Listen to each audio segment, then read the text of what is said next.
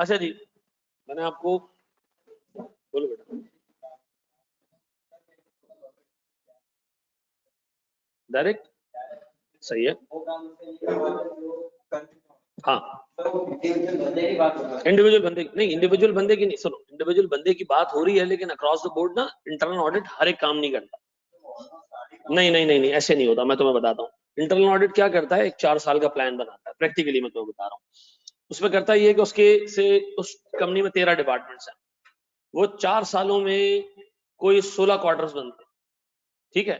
तो वो हर एक डिपार्टमेंट का ऑलमोस्ट 4 साल में एक दफा ऑडिट करता है, ठीक है ना, क्योंकि उसके लिए प्रैक्टिकली पॉसिबल नहीं है कि 250 एम्प्लॉइज एक कंपनी में काम कर रहे हैं और उसके डिपार्टमेंट में 10 लोग हैं, वो सबका ऑडिट कर ले। और अच्छा, मेजॉरिटी ऑफ द टाइम्स कुछ बहुत इंपॉर्टेंट फंक्शंस होते हैं, उसका प्री ऑडिट होता है। प्री ऑडिट समझते, एक ट्रांजैक्शन एग्जीक्यूट करने से पहले इंटरनल ऑडिट की इजाजत लेनी है कि भाई हम ये करने जा रहे हैं और ये हिसाब है, आप इजाजत दो तो हम करें, ये प्री ऑडिट कहलाता है, ठीक है ना। तो बहुत इंपॉर्टेंट जहां स्ट्रेटेजिक इश्यूज होते हैं ना, वो उस केस में ये काम होता है, आमतौर पे नहीं होता, ठीक है ना। तो मैं मार्केटिंग एक्सपेंस उससे वाउच नहीं कराऊंगा, बिल्कुल सही, अगले साल में उससे मार्केटिंग एक्सपेंस वाउच करा लूंगा, क्योंकि उस साल उसने काम नहीं किया होगा, ठीक है। अच्छा जी, भाई देखो, एक सवाल आता है आईक्यू के पेपर में 10 मार्क्स का, ठीक है ना। उसमें 10 या 12 मार्क्स का सवाल होता है, उसमें दो चीजें होती हैं, एक पार्ट एक्सपर्ट का होता है, एक पार्ट इंटरनल ऑडिट का होता है, ठीक है जी। कभी एक्सपर्ट का पार्ट 8 नंबर का होता है, कभी इंटरनल ऑडिट का पार्ट 8 नंबर का होता है, लेकिन ये आपको नजर आएगा पेपर में, ठीक है जी। अल्लाह के वास्ते इसमें जरा चीजें क्लियर रख के जाना। देखो, मुझे उस दिन एक चीज सवाल पूछ के ना तुम लोगों से अंदाजा ये हो गया कि आप में से कितने बच्चे ऐसे हैं जो ऑडिट पढ़ते हैं और कितने ऐसे हैं जो ऑडिट ध्यान से पढ़ते हैं। ये बकवास बात है कि लोग ड्राफ्टिंग की वजह से फेल होते, गलत जवाब की वजह से फेल होते। मैंने उस दिन आपको कहा कि इंटरनल ऑडिट को इवेल्युएट करना है, उसके काम को इवेल्युएट करना है, अलग बातें दो। अच्छा, एक्सपर्ट के अंदर ना इससे बड़े भंडे ऐसे मसले हैं जिसमें आप गलत डायरेक्शन में जा सकते हो। मुझे बताओ, who is an expert? Auditor expert होता है? हाँ हाँ, अच्छा चलो मैं ये बता देता हूँ, वो प्रोफेशनल जजमेंट से तुम रेफर करो ना, लेकिन अकाउंटिंग और ऑडिट का सिर्फ इन दो चीजों का एक्सपर्ट है ऑडिटर, ठीक है। एथिक्स तो हम साथ में लगा लेते हैं, लेकिन जो मतलब टेक्निक्स हैं वो दो ही हैं। कौन सा? ऑडिट और अकाउंटिंग। अच्छा, क्या ऑडिट और अकाउंटिंग के अलावा भी मुझे कोई हुनर चाहिए, कोई गुर चाहिए फाइनेंशियल स्टेटमेंट्स का ऑडिट करने के लिए? हाँ, जरूरत है, टैक्स है, वैल्यूएशन है और बहुत सारी चीजें हैं, इसका मतलब एक्सपर्ट चाहिए होता है। अच्छा मुझे एक बात बताओ, हमारी जिम्मेदारी क्या है फाइनेंशियल स्टेटमेंट्स का? ऑडिट करना, ऑडिट करना ना। फाइनेंशियल स्टेटमेंट बनाने की जिम्मेदारी किसकी है? तो हमसे पहले तो मैनेजमेंट को एक्सपर्ट चाहिए होगा, है कि नहीं? मैं तो ऑडिट करने आया हूं, मैं बोल रहा हूं मुझे एक्सपर्ट चाहिए ताकि मैं वेरीफाई करूं, लेकिन भाई उससे पहले फाइनेंशियल स्टेटमेंट्स बने भी तो है। तो जब फाइनेंशियल स्टेटमेंट्स बने होंगे तो मैनेजमेंट को भी तो ये मसले आए होंगे ना कि मुझे किसी चीज की फेयर वैल्यू मालूम करानी है या टैक्स की कैलकुलेशन करानी है, तो मैनेजमेंट ने भी एक्सपर्ट अपॉइंट किया होगा। इसका मतलब है सर, मेरे पास दो टाइप के एक्सपर्ट्स हैं, एक वो है जो मैनेजमेंट अपॉइंट करती है और एक वो है जो ऑडिटर अपॉइंट करता है, ठीक है जी। तो सर दो टाइप के हमारे पास एक्सपर्ट हैं। सर एक्सपर्ट की डेफिनेशन क्या है? वो इंडिविजुअल भी हो सकता है, ऑर्गेनाइजेशन भी हो सकता है, जिसके पास एक्सपर्टीज है किसी चीज की other than accounting and audit. Why other than accounting and audit? अच्छा मुझे एक बात बताओ, मैं तुमसे एक सवाल पूछ रहा हूं। मैं एक कंपनी के ऑडिट पे गया, उधर मेरा और मैनेजमेंट का डिस्प्यूट हो गया। क्या हो गया? डिस्प्यूट हो गया, एक अकाउंटिंग ट्रांजैक्शन पे डिस्प्यूट हो गया। मैनेजमेंट ने कहा जनाब मेरे हिसाब से अकाउंटिंग ट्रांजैक्शन ऐसी है, मैंने कहा नहीं मेरे हिसाब से अकाउंटिंग ट्रांजैक्शन ऐसी है, ठीक है जी। मैंने सोचा मैं एक अकाउंटिंग एक्सपर्ट अपॉइंट कर दूं, अलाउड है ये? सर नहीं सर, अकाउंटिंग एक्सपर्ट तो मैं खुद हूं अकाउंटिंग एक्सपर्ट तो मैं खुद हूं, मैं वहां किसी एक्सपर्ट की हेल्प नहीं ले रहा, ठीक है जी। तो याद रखना, एक्सपर्ट का मतलब वो बंदा जो other than accounting and audit का मतलब एक्सपर्ट है, उसको हम एक्सपर्ट कहेंगे। अच्छा, अब मुझे एक चीज ये बताओ सर, देखिए गौर से सुनना, एक एक एक्सपर्ट वो है मेरे बच्चों जो अपॉइंट किया किसने? मैनेजमेंट ने अपॉइंट किया। ये एक्सपर्ट मैनेजमेंट का इंटरनल भी हो सकता है, और सर मिसाल के तौर पर आरिफ हबीब का एक बिजनेस है, आरिफ हबीब ऑर्गेनाइजेशन का। वो आरिफ हबीब ऑर्गेनाइजेशन क्या करती है पता है? उसका एक बिजनेस है रीट्स का। क्या? रीट्स, REITS, ठीक है जी, रियल स्टेट इन्वेस्टमेंट ट्रस्ट, ठीक है जी, उन्होंने बिल्डिंग्स खरीदी हुई हैं, उन्होंने बड़ी बड़ी प्रॉपर्टीज खरीदी हैं, डॉल्फिन मॉल उनका है, ठीक है जी, इसका ऑडिट होता है सर। ये इन्वेस्टमेंट प्रॉपर्टी है उनके लिए। इन्वेस्टमेंट प्रॉपर्टी को कितना फ्रीक्वेंटली रिवैल्यू किया जाता है? नहीं, हर रिपोर्टिंग डेट का मतलब क्वार्टर में भी हो सकता है, रिपोर्टिंग हाफ ईयर में भी हो सकता है। तो सर हमें हर दफा क्या करवानी पड़ती है? वैल्यूएशन। तो यार मैंने सोचा मैं हर बार वैल्यूएशन करवाए जा रहा हूँ, व्हाई डोंट मैं एक इंटरनल बंदा रख दूं वैल्यूएशन की। तो सर मैं इंटरनल भी रख सकता हूँ, मेरा एम्प्लॉय होगा, ठीक है जी। और बाज़ औक़ात ये हो सकता है कि मैं किसी एक्सटर्नल को एंगेज कर लूं। मुझे बताओ दोनों में से ज्यादा इंडिपेंडेंट कौन होगा? एक्सटर्नल। इंटरनल तो भाई आपसे तनख्वाह ले रहा है, तो उसकी इंडिपेंडेंस उस मयार की नहीं होगी जो एक्सटर्नल। लेकिन अगेन दोनों लोग किस हाथ से रोटी खा रहे हैं? मैनेजमेंट के हाथ से। तो याद रखना, कुत्ता उस हाथ को नहीं काटता जिस हाथ से रोटी खाता है। तो सर हमारे लिए दोनों की इंडिपेंडेंस क्वेश्चनेबल है, लेकिन एक की इंडिपेंडेंस ऐसी है जिसपे फिर रिलाय किया जा सकता है, किसकी?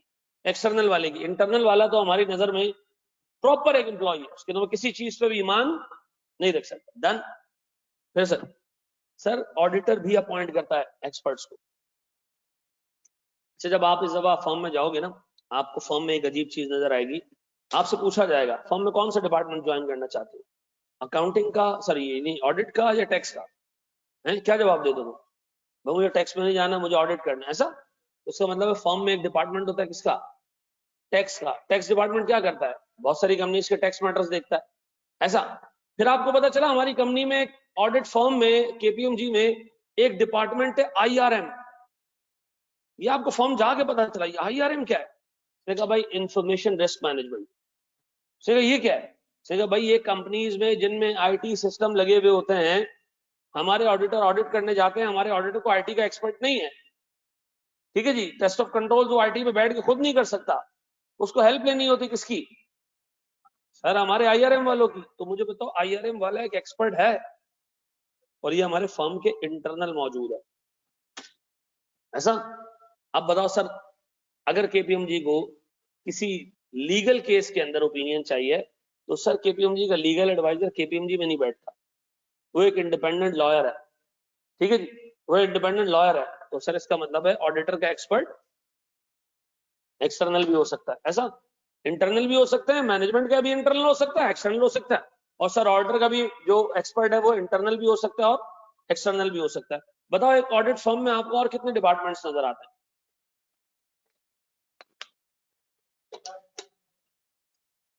नहीं नहीं नहीं नहीं नहीं, जो सर्विसेज हम दे रहे हैं क्या क्या होता है? एक हमारा सर इंफॉर्मेशन रिस्क मैनेजमेंट है, और ट्रांजैक्शन एडवाइजरी है, रिस्क एडवाइजरी है, और सर टैक्स है हमारे पास। ये सारी चीजों में हमारी फर्म एक्सपर्ट है, other than accounting and auditing. हम ऑडिट पे जाते हैं, हमें इन केस में से किसी की जरूरत पड़ती है, हम बाहर नहीं जाते, हम इन हाउस ही बंदा ले आते हैं, ठीक है जी। अब मुझे एक बात बताएं सर, अपॉइंटेड बाय मैनेजमेंट हो, वो मैनेजमेंट का एम्प्लॉय भी हो सकता है, बाहर का बंदा भी हो सकता है। अपॉइंटेड बाय ऑडिटर, वो भी ऑडिट टीम का पार्ट भी हो सकता है, यानी ऑडिट फर्म का पार्ट भी हो सकता है, और मे भी एक इंडिपेंडेंट बंदा हो सकता है बाहर का, ऐसा। जी मेरे बच्चे, तो दोनों हमारे हैं ना, तो हमारे हमारे सब बराबर है, सब बराबर है हमारे लिए, हाँ, क्योंकि मैनेजमेंट से इंडिपेंडेंट होना चाहिए ना, ठीक है ना।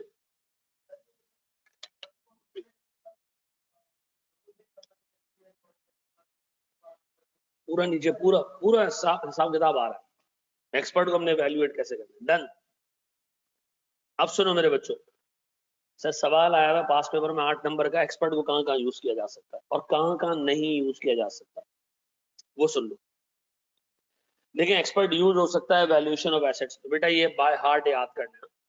वैल्यूएशन ऑफ एसेट का मतलब पीपी हो सकता है, इन्वेस्टमेंट प्रॉपर्टी हो सकती है,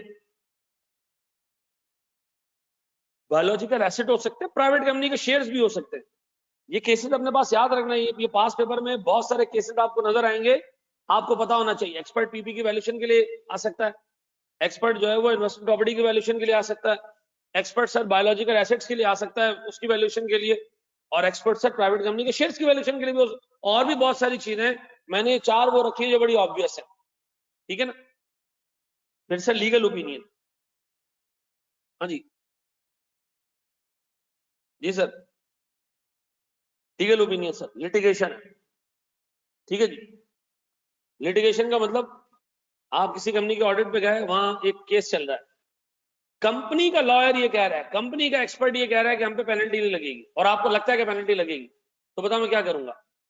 अपना एक्सपर्ट अपॉइंट कर लूंगा। ऐसा मैं उससे पूछूंगा, बताओ यार मेरे पास क्या लग रहा है, लिटिगेशन का क्या हिसाब किताब? फिर सर फिर मेरे पास जो है वो प्रपोज, इसको हटा ही दो यार, बस लिटिगेशन में सारी चीजें कवर कर लो कि लिटिगेशन में आउटकम, उसकी पेनल्टी की अमाउंट, सब कुछ आ जाएगा, ठीक है जी। हाँ जी, दो चीजें होंगे, वैल्यूएशन ऑफ एसेट्स और दूसरा लिटिगेशन। समय तो मैं एक बड़ा मशहूर केस अभी बताता हूँ सर। वो ये कि एफबीआर ने WWF कलेक्ट करना होता है। What is WWF? Workers welfare fund. ये कलेक्ट करना होता है डिफरेंट कंपनी से। FBR is the collecting agent, ठीक है। एफबीआर ने ये जिम्मेदारी उठा के दे दी एसआरबी को। किसको? एसआरबी को, क्या आप कलेक्ट करें। एसआरबी ने उन कंपनीज को भी नोटिस इशू कर दिए जो एलिजिबल ही नहीं थे। लपेटो सबको। एक नोटिस हमारी कंपनी के पास भी आ गया कि जी आपको WWF देना है। हम हंस रहे थे, हमने कहा भाई हमारे एम्प्लॉइज ही नहीं है, हमारे फंड्स के तो एम्प्लॉइज नहीं होते, एसेट मैनेजमेंट के एम्प्लॉइज, फंड पे कैसे आ गया? नहीं सर, हमने क्या किया हुआ था, एक बड़ी कंपनी बनाई हुई थी, उसके नीचे छोटी छोटी 24 सब्सिडरीज थी, उन सब्सिडरी में कोई एम्प्लॉय नहीं था। उन्होंने कहा सब्सिडरी भी टैक्स देगी, आप भी दोगे। हमने कहा भाई जो पेरेंट कंपनी है उससे ले लो, सब्सिडी क्या देगी टैक्स, जो कोई एम्प्लॉय नहीं है। उसने कहा नहीं। तो मैंने कहा क्या, कैसे दें टैक्स? पर एम्प्लॉय ये टैक्स है प्रॉफिट का परसेंटेज। अब वहां एम्प्लॉय है या नहीं, उससे आपको देना पड़ेगा। Pakistan, West Pakistan shops act, कोई एक्ट है, उसके अंडर में आपको देना पड़ेगा। हमने कहा लालू प्रसाद चांडी हो, नहीं दे रहे, ठीक है जी। हमने अपना लॉयर लाया, लॉयर ने हमें ओपिनियन दे दिया, और बड़ा ऑनेस्ट ईमानदार लॉयर, ठीक है। उससे हमें ओपिनियन दे दिया कि आप पे WWF नहीं लगता। हम ले गए ऑडिटर्स के पास, ऑडिटर कह रहे हैं नहीं भाई आपको तो लीगल नोटिस इशू हुआ है, हमको तो भरना मतलब प्रोविजन में भरना। हमने कहा नहीं भाई हम पे नहीं लगता, ये देखो हम लॉयर का ओपिनियन लिया, हम नहीं बुक कर रही है, हम केस कोर्ट में जाएंगे, हम जीत जाएंगे, कोर्ट में चलेगा, स्टे ले लिया हमने। हमारा ऑडिटर भी गया कहां पर? अपने एक्सपर्ट के पास, उसने ओपिनियन दे दिया इन पे WWF लगता है, कोई एग्जामिशन नहीं है इनके पास। अब हो गया फड्डा, कुत्तों वाला फड्डा हो गया। उस अटेम्प्ट में तमाम लोगों की रिपोर्ट्स क्वालिफाई हुई, तमाम लोगों की रिपोर्ट्स क्वालिफाई हुई, ठीक है जी। और बड़ा झगड़ा रहा, 2-3 साल वो चलता रहा, सबकी रिपोर्ट हर साल क्वालिफाई होती थी। फिर जाके वो झगड़ा रिजॉल्व हुआ और गवर्नमेंट ने वो टैक्स वापस ले लिया, कहा ये गलत जगह लग गया टैक्स, ठीक है जी। और हर रोज मेरी और तारिक साहब की बहस होती थी।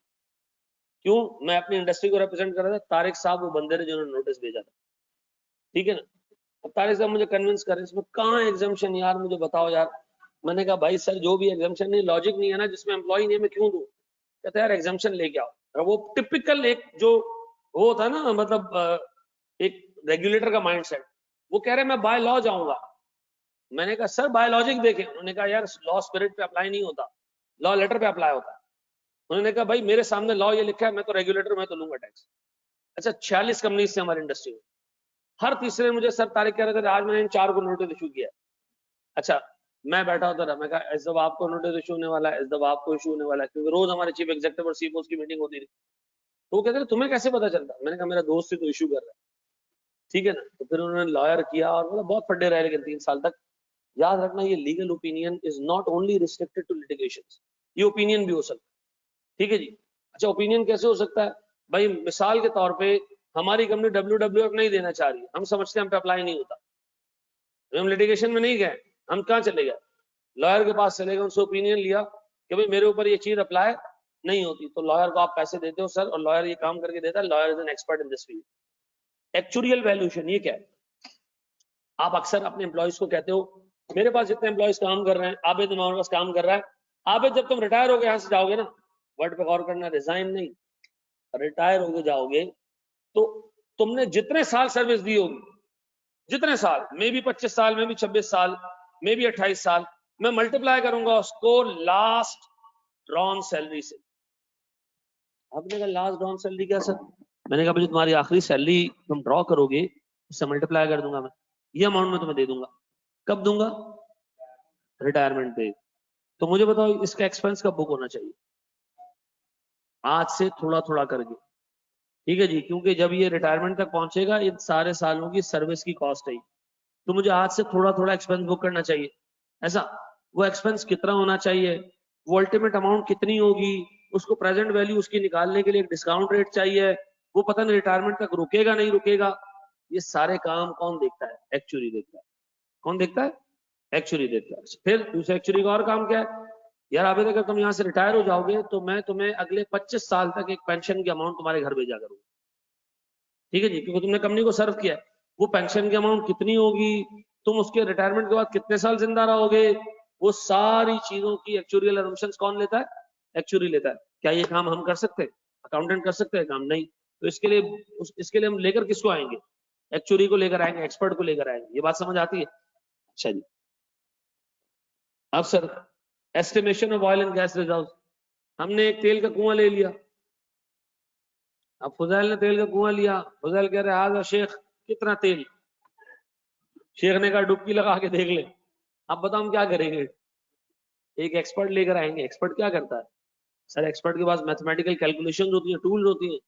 वो एक पत्थर पे रस्सी बांध के, तो आप तरीका बता रहा हूँ, जैसे हम स्टॉक काउंट करने जाते थे ना, तो हम करते क्या थे, जैसे तेल का स्टॉक काउंट करना है, तेल के कुएं को तो नहीं जाते थे, टैंकर होता रहा बड़ा ना, जाके उसमें रस्सी से एक वो बांधा पत्थर और यूं टैंकर में फेंक दिया, छोड़े जा रहे हैं छोड़े जा रहे हैं छोड़े जा रहे हैं छोड़े जा रहे हैं, जहां टकराएगा ना वो वहां हम रुक जाते थे। फिर निकालते थे कि जी यहां तक तेल है। फिर क्या करते थे, उसकी विड्थ और लंबाई ये मल्टीप्लाई करके एक रेशो निकाल लेते थे, और फिर उससे देखते थे कि इसमें कितना तेल होगा। अब मुझे बता तेल के कुएं में कैसे जाके वो चीजें देखे? एक तो टैंकर में तो देख लिया, वो इतना मुश्किल। फुजैल कह रहे हैं कुएं में कितना तेल है,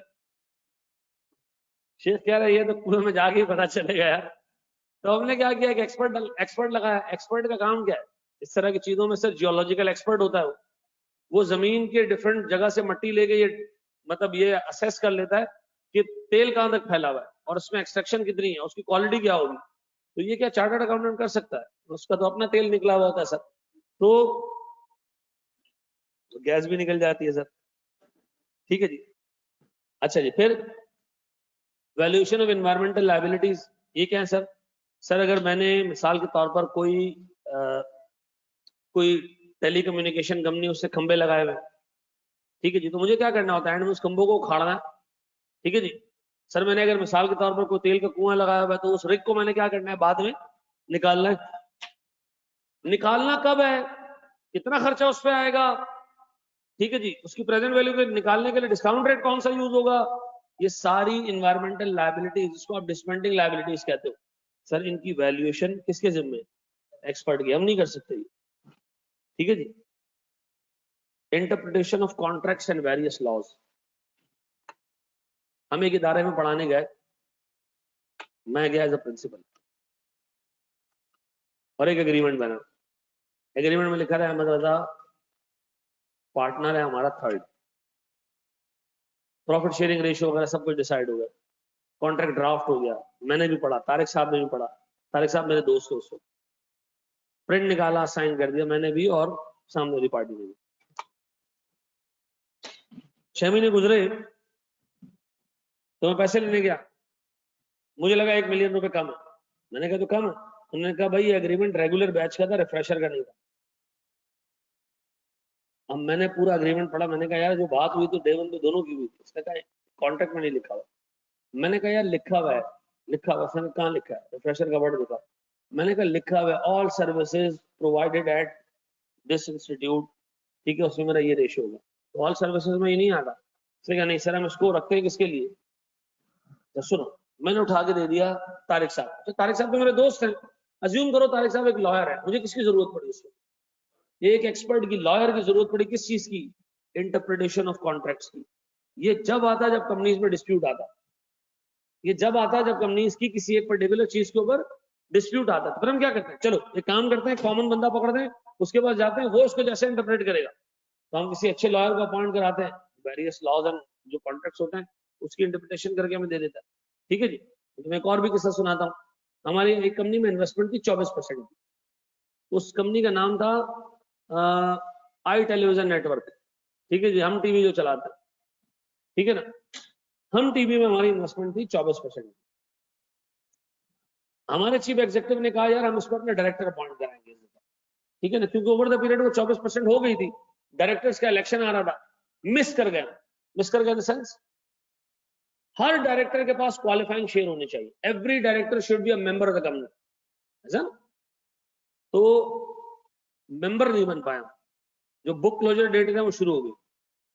बुक क्लोजर का मतलब है शेयर्स खरीद बेचने की तारीख बंद हो जाती है एजीएम से कोई 8-10 दिन पहले। अब हमने कहा यार ये तो गंद हो गई, अब तो शेयर भी नहीं खरीद सकते, ठीक है जी, शेयर नहीं खरीद सकते तो डायरेक्टर कैसे बनेंगे।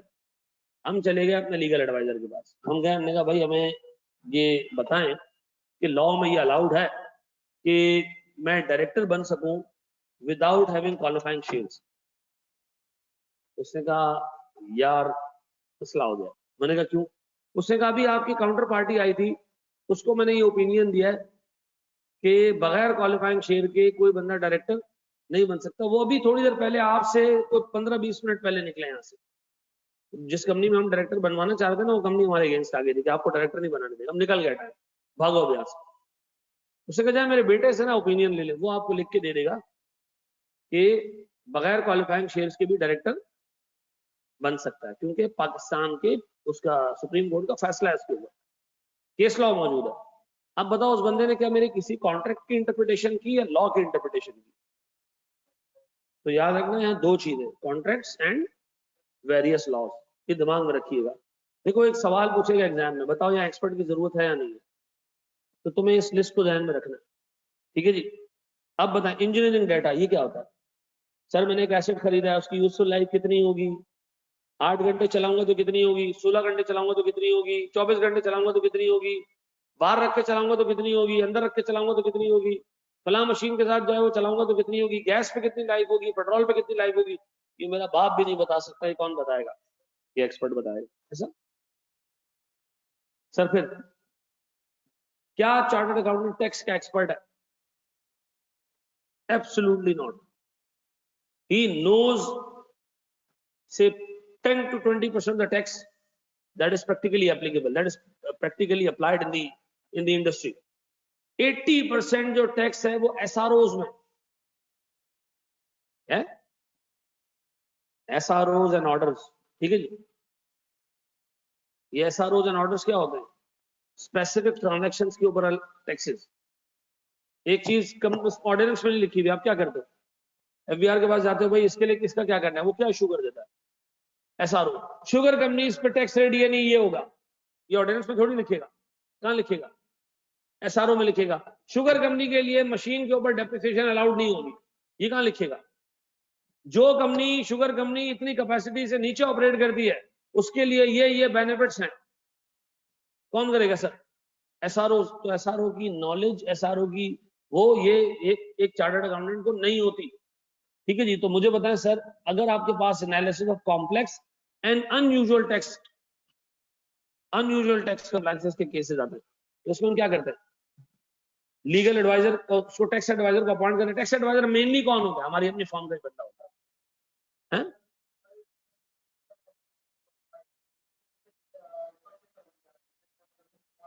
हाँ, टैक्स एक्सपर्ट के लिए मुजम्मिल ने चार्टर्ड अकाउंटेंट बनने के बाद 5 साल अलग से भी लगाया ना, वो चार्टर्ड अकाउंटेंसी में नहीं लगा, उसने एडीआईटी किया है, कोर्स है, ठीक है जी, एडीआईटी के। लेकिन मैं एक बात बताऊं, टैक्स का बाप मुल्क में इस वक्त जो बंदा बैठा है ना, तारिक तुनियो से बड़ा नहीं है कोई यार। तारिक तुनियो की रिसर्च है बेटा, मैं समझता हूँ, मैं बहुत मतलब मैं बहुत पढ़ने वाला बंदा हूँ, मेरी जो है वो अकाउंटिंग पे, लॉ पे, इन सारी चीजों में मेरी ठीक ठाक ग्रिप है, फाइनेंशियल मैनेजमेंट पे ठीक ठाक ग्रिप है। और मैं बताऊं, मैं मतलब किसी चीज को जब मैं कोई ओपिनियन देता हूँ या मैं कोई बात करता हूँ, मैं कभी भी हाफ टू बात नहीं करता, जिसकी नॉलेज नहीं है मैं बात ही नहीं करता उसमें। लेकिन मैं तुम्हें इतना बता दूं, तारिक तुनियो के सामने मैं भी बेबस हूं। वो इतना लर्नेड आदमी है, ठीक है ना, वो इतना लर्नेड आदमी है, ठीक है ना। आई डोंट नो आप लोगों का उससे पढ़ने का एक्सपीरियंस कैसा रहा है, लेकिन ये है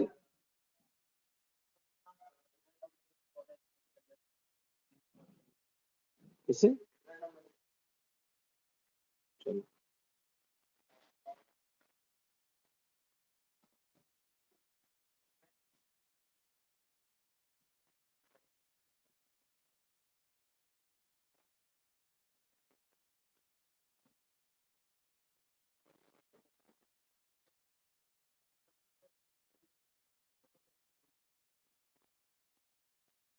जी मेरे बच्चों, सर सुने, तो मुझे एक बात बताओ सर, टैक्स की कैलकुलेशन के लिए किसको यूज करना है? नॉर्मल कैलकुलेशन तो आप कर सकते हो, कॉम्प्लेक्स कैलकुलेशन के लिए आपको किसके पास जाना पड़ेगा? एक्सपर्ट के पास। आईटी एक्सपर्टीज, आईटी एक्सपर्टीज याद रखना सर, इसमें भी सवाल बन के आ सकता है। मेनली आईटी की एक्सपर्टीज हम कहां यूज करते हैं? जहां ऑडिट एविडेंस का ट्रेल नहीं होता, जहां ऑडिट एविडेंस का ट्रेल नहीं होता। जैसे मिसाल के तौर पर एक कंट्रोल पूरा ड्यूरिंग द पीरियड चलता रहा है, मुझे क्या पता कंट्रोल सही चला या नहीं चला, तो मैं क्या कर सकता हूँ? मैं अपने आईटी एक्सपर्ट को बुलाता हूँ, मैं कहता हूँ उसकी लॉग निकालो। अब लॉग निकाल के चेक करना, ये देखना कि कंट्रोल सही तरीके से ऑपरेट हुआ नहीं हुआ, वो मेरा काम नहीं है। अच्छा मुझे एक चीज ये बताएं सर, ये लिस्ट मुझे याद करनी है? हाँ सर, ये लिस्ट अनफॉर्चुनेटली आपको याद करनी है। अच्छा, क्या मैंने इसमें कहीं ये बताया कि प्रोविजन को बेड डेट्स के लिए आपको एक्सपर्ट चाहिए है? ये मैंने आपको बताया प्रोविजन को बेड डेट्स के लिए आपको एक्सपर्ट चाहिए? नहीं चाहिए, नहीं चाहिए, नहीं चाहिए। लेकिन अगर मैं एक बैंक हूं, लेकिन अगर मैं एक बैंक हूं और मुझे कॉम्प्लेक्स कैलकुलेशन के बाद प्रोविजन को बेड डेट्स बुक करना पड़ता है, तो सर फिर मुझे एक्सपर्ट चाहिए होगा। लेकिन एक नॉर्मल कंपनी के केस में एक्सपर्ट, 4 मार्क्स का सवाल आया कि बताओ प्रोविजन को बेड डेट्स के लिए एक्सपर्ट चाहिए? जवाब था नहीं। 4 मार्क्स के लिए सवाल आया वैल्यूएशन ऑफ प्रॉपर्टी के लिए, वो चाहिए, एक्सपर्ट चाहिए? जी हाँ चाहिए सर। ये 2 अटेम्प्ट पहले आया, ठीक है जी, निकालो। 4 मार्क्स के 6 मार्क्स से 2 सवाल है, या 4 मार्क्स के 8 मार्क्स के 2 सवाल आप, ठीक है जी। बड़े हम आगे दोस्त। अच्छा जी सर, अब सुनो जरा दोस्त, ये एक बात बताओ, अगर एक मैनेजमेंट एक्सपर्ट लगा हुआ है तो मुझे अपना एक्सपर्ट घुसेड़ने की जरूरत है? अगर एक मैनेजमेंट एक्सपर्ट काम कर रहा है, मुझे अपना एक्सपर्ट घुसेड़ने की जरूरत है? हाँ जी,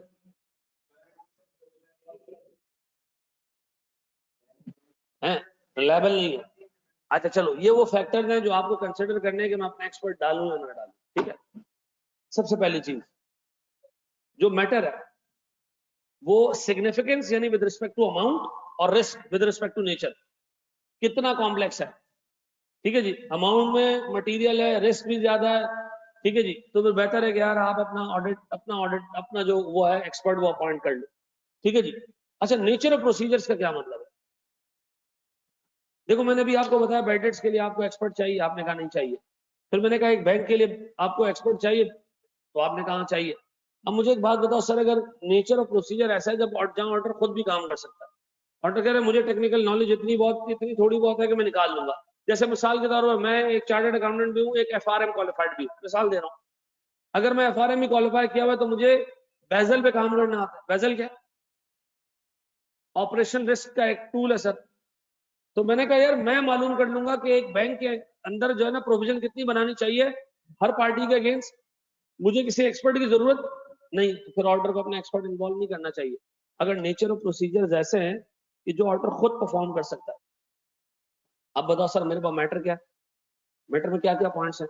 significance with respect to amount, risk with respect to nature, सही है। अगर ये ज्यादा है तो सर मैं कोशिश करूंगा कि अपना एक्सपर्ट अपॉइंट करूं।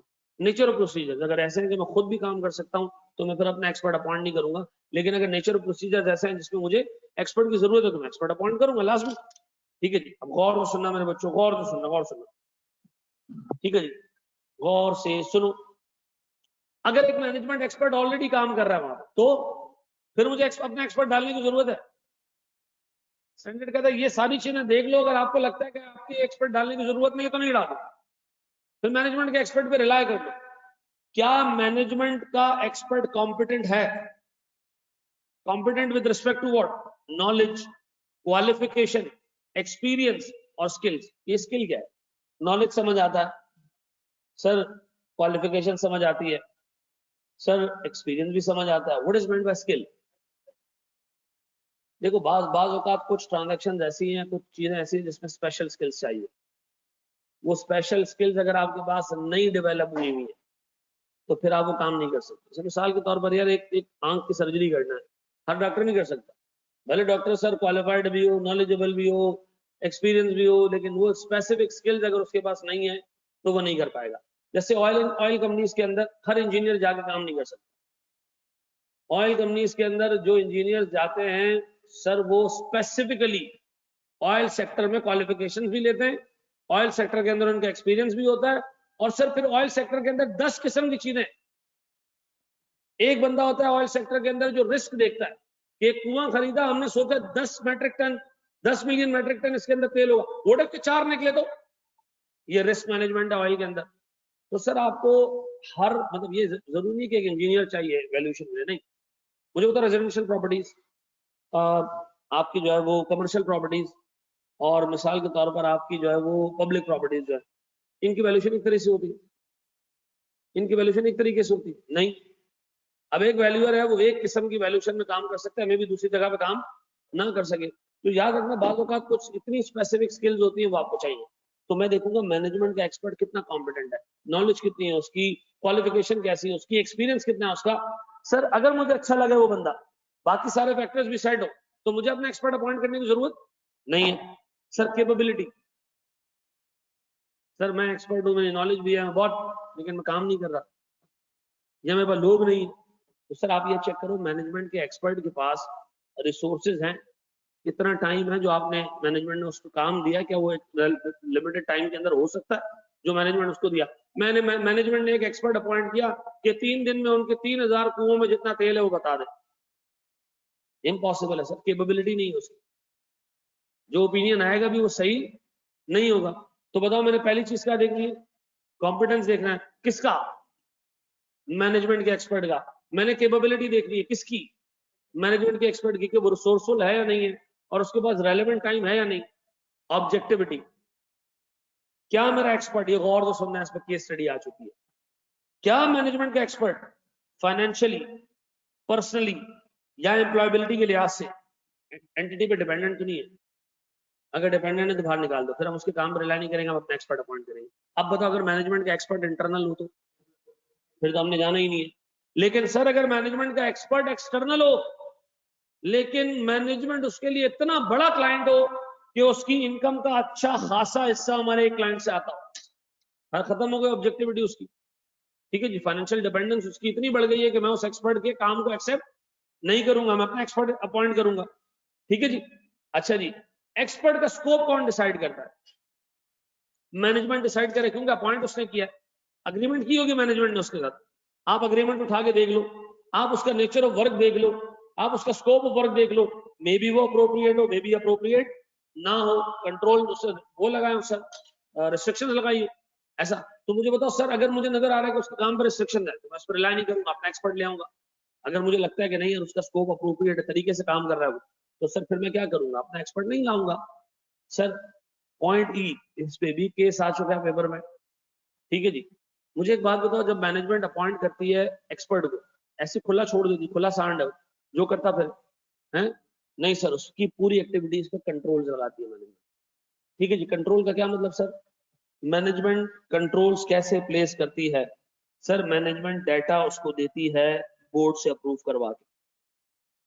क्या डाटा, किस चीज का डाटा, मैनेजमेंट ने कहा भाई पेंशन की लायबिलिटी निकाल के दे दो, तो सैलरी कितनी होगी, किस रेट से सैलरी ग्रो करेगी, ये सारे मामला जो हम उसको डाटा देते, कौन देता है, हम देते हैं डाटा, मैनेजमेंट देती है डाटा।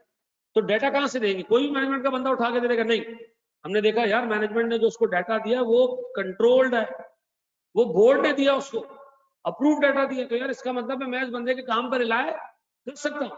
अच्छा फिर इवेल्युएट सीसीओ, सीसीओ क्या है sir, competence, capability and objectivity. वो कह रहा है ये इंश्योर कर लो कि मैनेजमेंट ने जब उसको अपॉइंट किया था तो उसकी कॉम्पिटेंसी इवेल्युएट की थी नहीं थी। अच्छा सर फिर ये पॉइंट ऊपर भी तो लिखा है आपने, ये मैं आज इवेल्युएट कर रहा हूँ, आज जब ऑडिट करने जा रहा हूँ, जब उसको मैनेजमेंट ने अपॉइंट किया था तो उस वक्त उसकी इवेल्युएशन हुई थी या नहीं हुई थी, अगर हुई थी तो इंडिकेट कर रहा है कि management is serious about this matter, वो चाहती है कि एक इंडिपेंडेंट एक्सपर्ट है, ठीक है जी। याद रखना नीचे वाली इवेल्युएशन किसने करनी है, मैनेजमेंट ने करनी है, किसकी, अपने इंटरनल एक्सपर्ट, जो उसका अपना एक्सपर्ट है। मैंने ऊपर इवेल्युएशन कब की, आज की, जब मैं ऑडिट करने आया, ठीक है जी। अच्छा ये कह रहा है स्टैंडर्ड कि आप ये चेक कर लो कि एंटिटी के कंट्रोल जो उसको डाटा दे रहा है, जो एंटिटी, वो डाटा ऐसा तो नहीं है कि उससे एक्सपर्ट ने खुद से इजाद किया, नहीं, किसने दिया डाटा, बोर्ड से अप्रूव डाटा मिल रहा है उसको। नंबर 2, सर जब वो अपॉइंट हुआ था मैनेजमेंट ने क्या किया था, उसका competence, capability and objectivity evaluate की थी। फिर सर देखिए, मैं अगर आज अपनी कंपनी में पेंशन लायबिलिटी किसी एक्सपर्ट से निकलवा रहा हूँ ना, तो मेरी अपनी भी कैलकुलेशन होती है, मेरे अपने भी एस्टिमेट्स होते हैं। वो पेंशन लायबिलिटी मिसाल के तौर पर मेरे हिसाब से 26 करोड़ रुपए बननी चाहिए। भाई एक्सपर्ट ने ला के मुझे रिपोर्ट दी, वो कह रहा है, एक्सपर्ट कह रहा है 200 करोड़ है, तो मेरी तो वही हालत टाइट हो गई, ये कहां से लेकर आ रहा है भाई। तो सर एंटिटी करती है कि जो उसकी कंक्लूजन जो उसको मैच करती है एंटिटी के अपने एस्टिमेट्स के साथ, ठीक है जी, ये कंट्रोल है कि उसको हमने काम जो दिया वो प्रॉपर्ली चेक हो रहा है।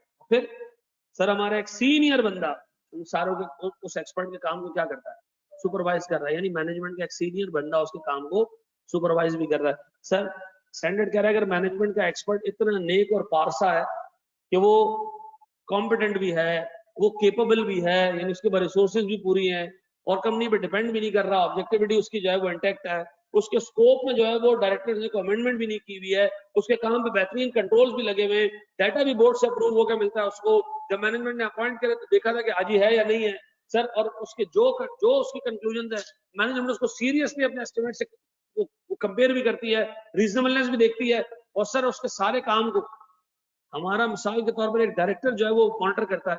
तो सर अगर मैनेजमेंट का एक्सपर्ट इतना नेक आदमी है तो मैं अपना एक्सपर्ट नहीं डालूंगा, ऐसा सादे को रमीन है, बिल्कुल सही। अच्छा जी, फिर अब सुनना जरा दोस्त, अगर ऑडिट एविडेंस इस नेचर का है तो उसकी ट्रेल मौजूद है, ऑडिट एविडेंस की ट्रेल मौजूद है। मिसाल के तौर पर हमारे ऑडिटर आए यहाँ पे, किस्सा सुना रहा हूँ तुम्हें, उन्होंने कहा भाई जितना डीजल आया, ये तो डीजल आया भाई कोई 12-13 लाख रुपए का 6 महीने में, साल में 5-6 महीने में डीजल आया 12-13 लाख रुपए का, ये आरटीडी में हो चुका है। तो बिल का है इसका, हमने कहा डीजल का कौन सा बिल मिलता है, हम तो टंकियों में डलवा के ले आते हैं, अब बताओ इसका ट्रेल है इस पर्टिकुलर चीज का नहीं, तो बताओ ऑर्डर कैसे जवाब दे पाएगा, सीधा सीधा स्कोप लिमिटेशन है, ऐसा है कि नहीं। तो सर जहां पर आप ट्रेल नहीं निकाल सके वहां आप अपने एक्सपर्ट को यूज कर सकते कि भाई आप मशीन देख के बताओ, उसका रीडर देख के बताओ, मशीन की हालत देख के बताओ कि कितने का जो है वो डीजल पिया होगा ओवर द पीरियड। तो सर वो अगर वो बता सकता है तो मैं क्या करूंगा, उसको अपॉइंट करूंगा। ठीक है जी, याद है जहां एविडेंस एक्सेप्टेबल नहीं है ना, तो हम क्या करते हैं वहां एक्सपर्ट को अपॉइंट करते हैं ताकि कुछ ना कुछ हिसाब किताब बन जाए। अच्छा ये एक्सपर्ट आपको मैनेजमेंट भी अपॉइंट करके दे सकती है, लेकिन इस वक्त हम क्या कर रहे हैं, अपनी बात कर रहे हैं। अब बताओ फिर दूसरा सर, सेल्फ नॉलेज, अगर मेरी नॉलेज है एक पर्टिकुलर एरिया में ठीक ठाक और मैं खुद एक्सपर्ट वाला काम कर सकता हूं, तो मैं एक्सपर्ट को अपॉइंट नहीं करूंगा। ठीक है जी, मैं कहूंगा मैं खुद कर रहा हूं भाई। अब बताओ ये फैक्टर्स हैं किस चीज में, ये डिसाइड करने में कि ऑडिटर को एक्सपर्ट अपॉइंट करना चाहिए या नहीं। इसको बेटा अच्छे तरीके से नोट करो, अभी सवाल पूछूंगा तो फिर तुम्हारे जो है वो मसले शुरू हो जाएंगे। जी, नमाज कौन सी होगी?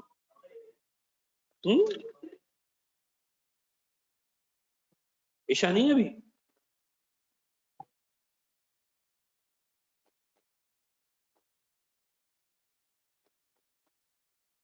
अरे फुरकान तुमने बेटा मैसेज करके ना,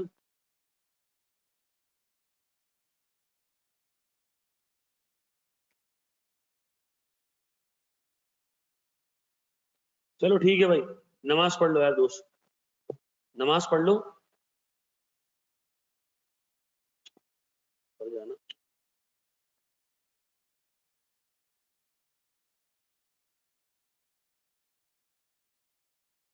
चलो जी नमाज पढ़ लो भले।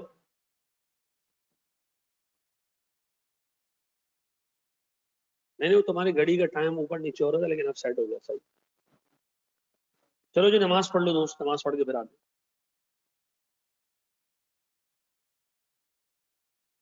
नॉलेज का मतलब ये हारिस, अगर हमें एक चीज खुद पता है, आती है, एक एक्सपर्टीज हमें आती है, तो हम उसको अपॉइंट नहीं करेंगे, एक्सपर्ट को अपॉइंट नहीं करेंगे। अगर हमारी नॉलेज एक फील्ड में इतनी है, मिसाल के तौर पर मैं जो है वो शाम में मतलब चार्टर्ड अकाउंटेंसी के साथ साथ शाम में हकीम का काम भी करता हूँ।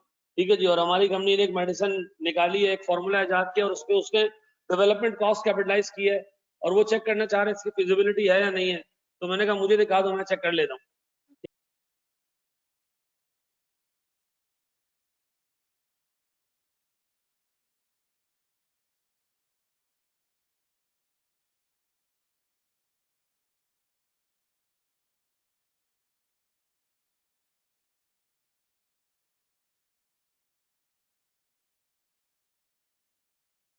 सर हेडिंग में ऑडिटर क्यों लिखा है? ऑडिटर्स एक्सपर्ट है बेटा, यानी क्या ऑडिटर को अपना एक्सपर्ट लाने की जरूरत है? सर ये चीजें आप देख के असेस करोगे मुझे अपना एक्सपर्ट लाने की जरूरत है या नहीं है। ठीक है जी, अच्छा जी। अब सुनो जरा दोस्त, देखिए मैनेजमेंट एक्सपर्ट भी है और ऑडिटर्स एक्सपर्ट भी है।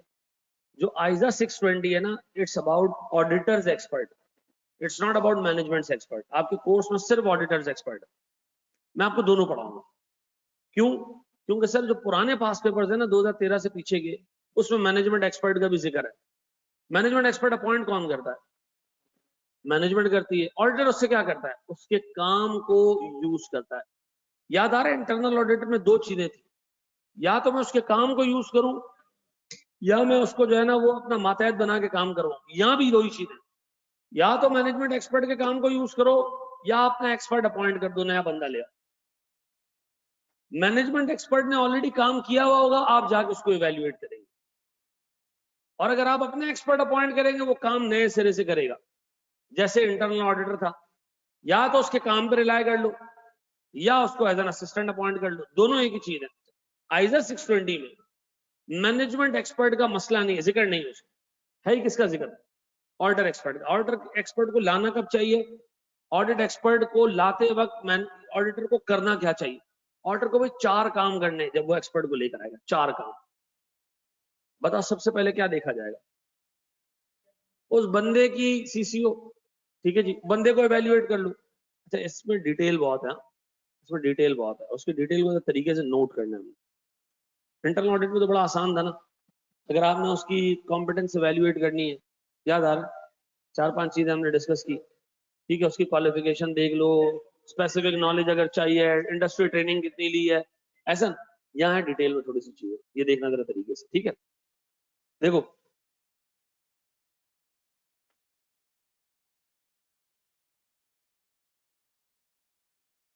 मुझे सबसे पहले एक बात बताओ, मैं जिस एक्सपर्ट को अपॉइंट कर रहा हूं, अगर वो किसी प्रोफेशनल या रेगुलेटरी बॉडी का बंदा है तो सीधी सी बात है, उस पर उस रेगुलेटरी बॉडी के लॉज अप्लाई होते होंगे। जैसे एक चार्टर्ड अकाउंटेंट है, उस पर कोड ऑफ एथिक्स अप्लाई होता है, तो हमको 2 नंबरी नहीं कर सकते। ठीक है ना, अगर हमको 2 नंबरी करेंगे तो आई क्या हमें डंडा देगा। ठीक है ना, अगर आपने कोई इंजीनियर अपॉइंट किया तो इंजीनियर्स किसके किसके अंडर में आते हैं? पाकिस्तान इंजीनियरिंग काउंसिल के अंडर में। उनका एक कोड ऑफ कॉन्डक्ट है कि कोई बंदा भाई 2 नंबर वैल्यूएशन नहीं देगा, कोई बंदा साल में इतने से ज्यादा वैल्यूएशन नहीं देगा। एक इंडिविजुअल अगर एक फर्म में एक पार्टनर है तो सर वो इतने नंबर ऑफ वैल्यूएशन से ज्यादा नहीं देगा। ठीक है जी, 4 पार्टनर है तो इतने नंबर ऑफ वैल्यूएशन से ज्यादा नहीं होनी चाहिए। ठीक है जी, ये सारी क्या है? कंट्रोल है। जितनी स्ट्रिक्ट रिक्वायरमेंट्स होंगी, याद रखना, जितनी स्ट्रिक्ट रिक्वायरमेंट्स होंगी उतना बेटर काम होगा उसका। ठीक है जी। अच्छा दूसरा, देखिए जितनी भी प्रोफेशनल बॉडीज हैं वो दो दो चीजें आपको सिखाती हैं। एक तो टेक्निकल परफॉर्मेंस स्टैंडर्ड्स और दूसरा एथिकल स्टैंडर्ड्स। एक तो आपको काम सिखाएंगे, आपसे काम के रिलेटेड स्टैंडर्ड होंगे। हमारे पास क्या है? ऑडिटिंग स्टैंडर्ड्स हैं, अकाउंटिंग स्टैंडर्ड्स हैं, ये हमें सिखाते हैं कि हमने काम कैसे करना है। दूसरा, कोड ऑफ एथिक्स भी मौजूद है कि बेटा इंसान के बच्चे बन के काम करना, कोई 2 नंबरी नहीं करनी, कोई एथिकल अनएथिकल काम नहीं करना। तो सर अगर वो किसी प्रोफेशनल बॉडी का मेंबर है तो सर उस पर टेक्निकल स्टैंडर्ड्स भी अप्लाई हो रहे हैं, उसकी काम की क्वालिटी भी अच्छी है। और नंबर 2 सर एथिकल स्टैंडर्ड्स भी अप्लाई हो रहे हैं, वो एथिकल भी होगा। ठीक है जी। अच्छा जी, नंबर 2 सर, क्या उसके काम में कोई स्पेशलाइज स्किल चाहिए या वो जनरल नेचर का काम है? देखो टेक्निकल स्टैंडर्ड जैसे अकाउंटिंग स्टैंडर्ड है, क्या एक चार्टर्ड अकाउंटेंट अपनी तरफ से अकाउंटिंग कर सकता है? नहीं। किसको फॉलो करना है? अकाउंटिंग स्टैंडर्ड्स को फॉलो करना है। क्या अपने तरफ से ऑडिट कर सकता है? नहीं सर, ऑडिटिंग स्टैंडर्ड को फॉलो करना है।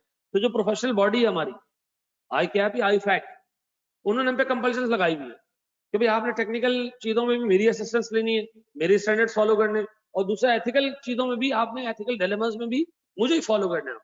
तो सर मुझे बताया, तो चार्टर्ड अकाउंटेंट आपको लगता है कि इसके बाद कोई 2 नंबरी का मामला हो सकता है? नहीं। इसी तरह पाकिस्तान इंजीनियरिंग काउंसिल है, उन्होंने वैल्यूएशन की टेक्निक्स दी हुई है कि अगर रेजिडेंशियल प्रॉपर्टी का आप वैल्यूएशन कर रहे हैं तो इस तरह करेंगे, आप कमर्शियल प्रॉपर्टी की वैल्यूएशन कर रहे हैं तो आप इस तरह करेंगे। तो वो टेक्निक्स उन वैल्यूअर्स को अप्लाई करनी है, वो हो गया टेक्निकल स्टैंडर्ड्स। एथिकल स्टैंडर्ड्स क्या है? कि क्लाइंट के साथ मिलकर कोई 2 नंबरी नहीं करनी है, कहीं अंडर वैल्यूएशन कहीं ओवर वैल्यूएशन नहीं करनी है, किसी एक पार्टी को फायदा नहीं देना, दूसरे को नुकसान नहीं देना, ये एथिकल स्टैंडर्ड्स है। ठीक है जी, ये दोनों चीजें प्रोफेशनल बॉडी आप पे इम्पोज करती है। ठीक है जी, अगर मैं किसी एक्सपर्ट को अपॉइंट कर रहा हूँ और वो किसी प्रोफेशनल बॉडी का मेंबर है, मैं सुकून में आ जाऊंगा। ठीक है जी, कि यार उस पर एथिकल स्टैंडर्ड्स भी अप्लाई हो रहे हैं और टेक्निकल स्टैंडर्ड्स भी अप्लाई हो रहे हैं। नंबर 2, सर क्या उसके काम के लिए किसी स्पेसिफिक या स्पेशलाइज्ड स्किल की जरूरत है? ठीक है जी, और अगर है तो उसके पास वो स्किल होनी चाहिए। ठीक है जी, उसके पास वो स्किल होनी चाहिए। जैसे मिसाल के तौर पर मैं छोटी सी एग्जांपल देता हूँ, जो एक्चुरियल कैलकुलेशन करता है ना, वैल्यूएशन, तो सर उसमें पेंशन की वैल्यूएशन अलग तरीके से होती है, उसके अंदर ग्रेचुटी की वैल्यूएशन अलग तरीके से होती है, उसके अंदर प्रोविडेंट फंड का हिसाब किताब अलग से चलता है। ठीक है ना, तो ये स्पेशलाइज स्किल्स चाहिए उसके लिए।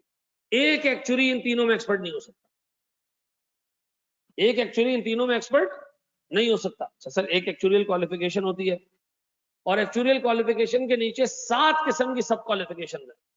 एक बंदा एक्सपर्ट होता है कैजुअलिटी वैल्यूएशन के अंदर, वो इंश्योरेंस कंपनीज में चला जाता है। एक बंदा एक्सपर्ट होता है इन्वेस्टमेंट मैनेजमेंट में, वो सीएफए और इस तरह की, मतलब आप जब एक्चुरियल पढ़ने जाएंगे ना, एक्चुरियल साइंस 6 पेपर आप शुरू में देंगे एक्चुरियल साइंस, उसके बाद क्या होगा, 7 उसके रूट्स हैं।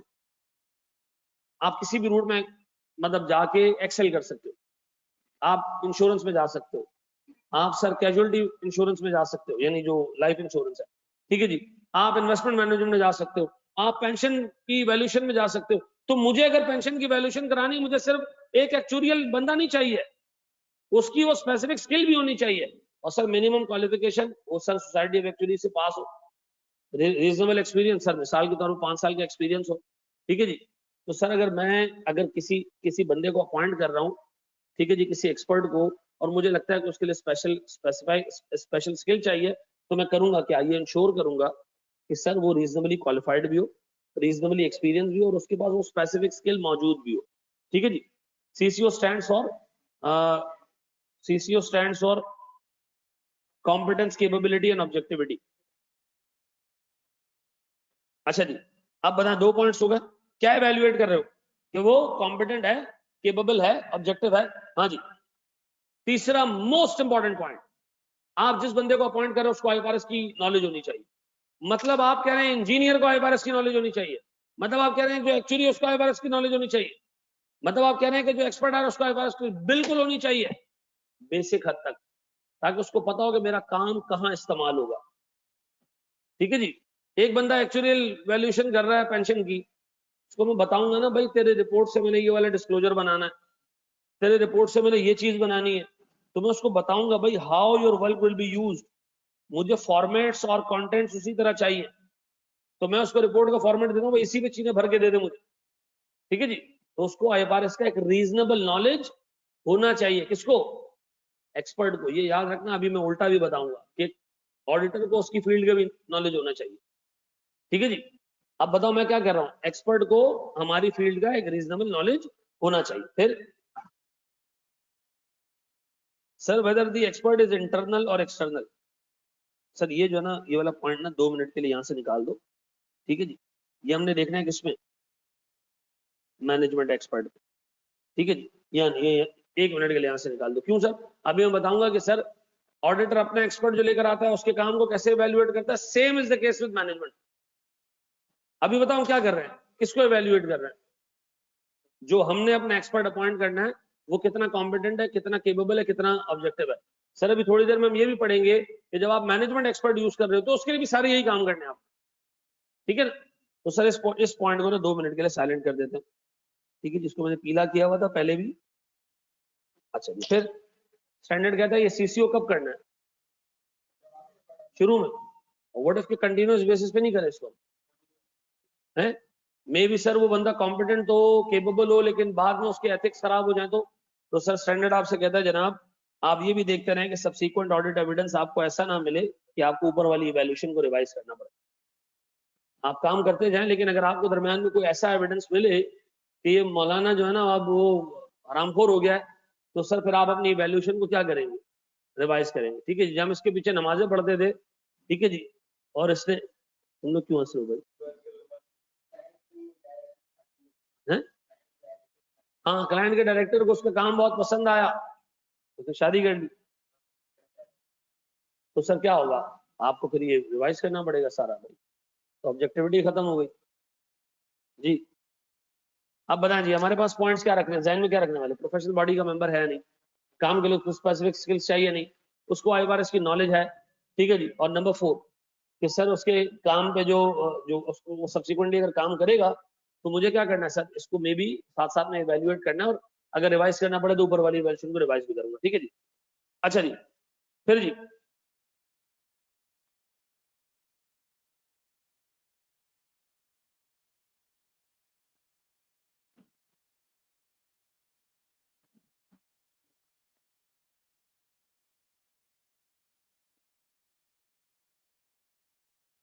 चलो जी मेरे बच्चों, एक सवाल आया सर पेपर में 3 मार्क्स का, आपके पास क्या सोर्सेज हैं एक्सपर्ट की कॉम्पिटेंस एवेल्युएट करने के? सोर्सेज,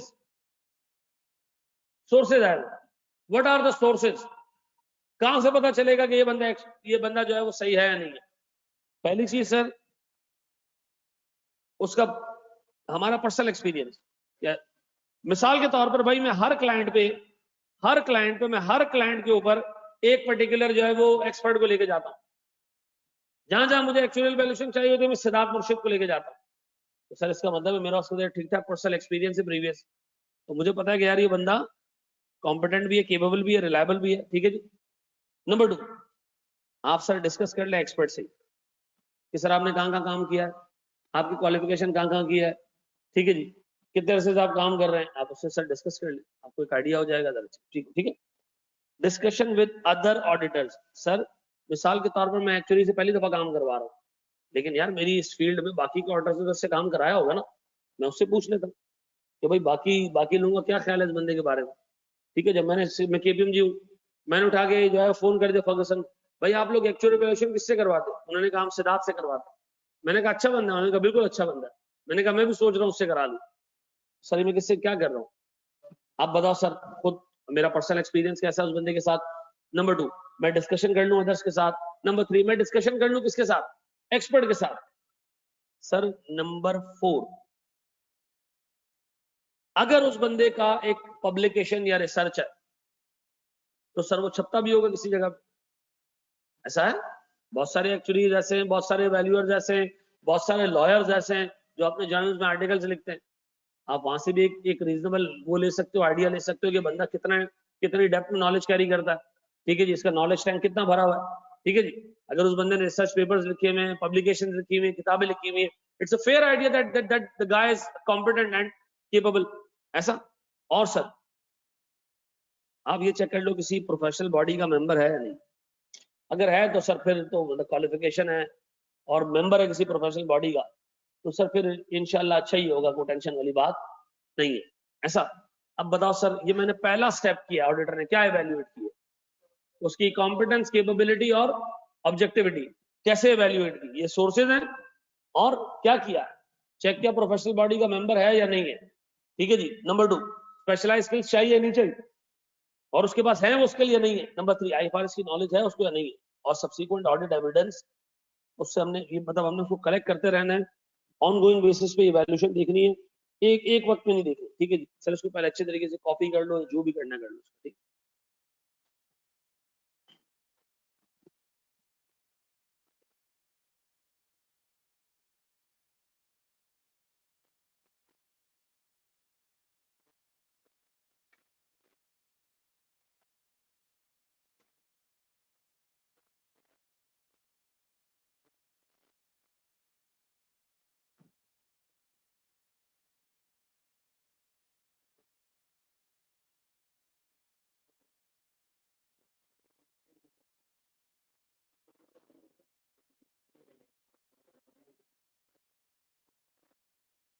जी मेरे बच्चों, बढ़ो मैं आगे।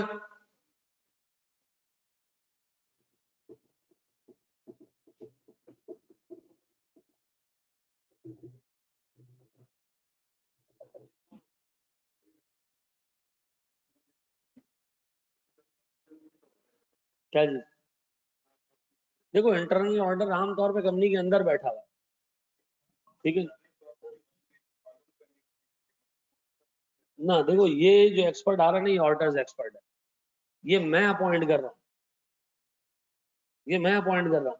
तो मुझे क्या करना है, ये तो सोर्सेज ऑफ इंफॉर्मेशन तो आप 10 जगह पे इस्तेमाल कर सकते हो, लेकिन मैं क्या करूंगा, मैं कंसर्न हूँ कि ये बंदा मैं सही अपॉइंट कर रहा हूँ या नहीं। इंटरनल ऑडिटर तो वहीं बैठा हुआ है।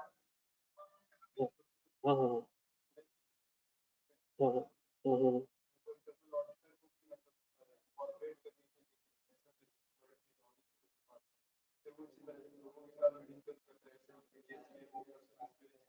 देखो मैं फिर एक चीज रिपीट कर दूं, स्टैंडर्ड में ना वही चीज लिखी हुई है इंटरनल ऑडिट की, उसे हमने किताब में डाली, एक अलग बात है, स्टैंडर्ड में नहीं है। ठीक है ना, कर सकता है, वैल्यूएशन तो करनी है ना, कहीं ना किसी ना किसी जगह तो डिस्कस करेगा। ठीक है ना, लेकिन ये किस में लिखा हुआ है, इससे वो एक्सपर्ट के स्टैंडर्ड में लिखा हुआ है, आप यूज कर सकते हो, मुझसे वाली बात इसमें नहीं है, लेकिन इंटरनल ऑडिट के स्टैंडर्ड में चीज नहीं लिखी हुई। और देखो जी,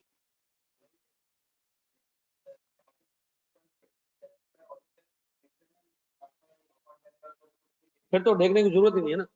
लेकिन फिर भी मैं ये तो देखूंगा ना, जो मैं इंटरनल अपॉइंट कर रहा हूँ क्या वो इतना कॉम्पिटेंट है या नहीं। ठीक है ना, स्पेशलाइज स्किल नहीं, मतलब उसमें मैं करूंगा ये कि मैं प्रोफेशनल बॉडी का शायद नहीं, लेकिन फिर भी मैं एक बात बताऊं, सारी चीजें ऑलमोस्ट देखनी इसलिए पड़ेंगी कि आप जिस बंदे को इंटरनल भी अपॉइंट कर रहे हो, इंटरनल भी लेकर आ रहे हो, तो आप इन सारे चेक्स पे टिक तो कर रहे हो ना खुद से।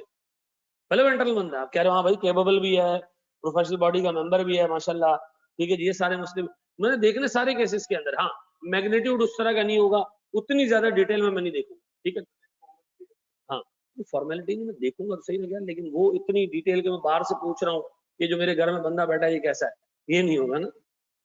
अब कम वहां सोर्सेस से जो है ना चीज कंफर्म कर लूंगा। देन बड़े हम आगे दोस्त। अच्छा एक चीज और सुनो, सुनो दोस्त, दूसरा काम, जब एक्सपर्ट अपॉइंट होगा उससे मैं लूंगा एक रिटर्न रिप्रेजेंटेशन। ये मैनेजमेंट से नहीं ले रहा मैं, दिमाग में रखना, ये मैं एक्सपर्ट से ले रहा हूँ। किस चीज की, कि तुम इंडिपेंडेंट रहोगे। ठीक है जी, तुम हो भी और रहोगे भी। ठीक है जी,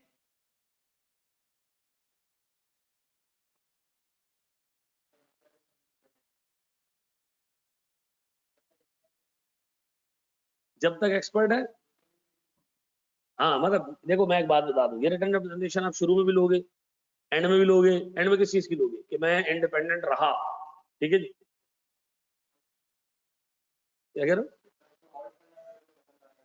हाँ फिर देखना पड़ेगा उसको, कि भाई देख लो यार, रिटर्न रिप्रेजेंटेशन खराब हो जाएगी अगर शादी वादी हो गई।